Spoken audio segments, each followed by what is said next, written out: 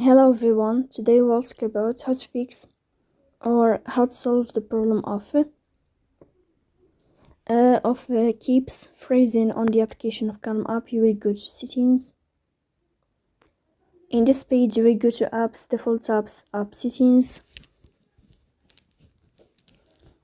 On above we will search about Calm app and you can click here.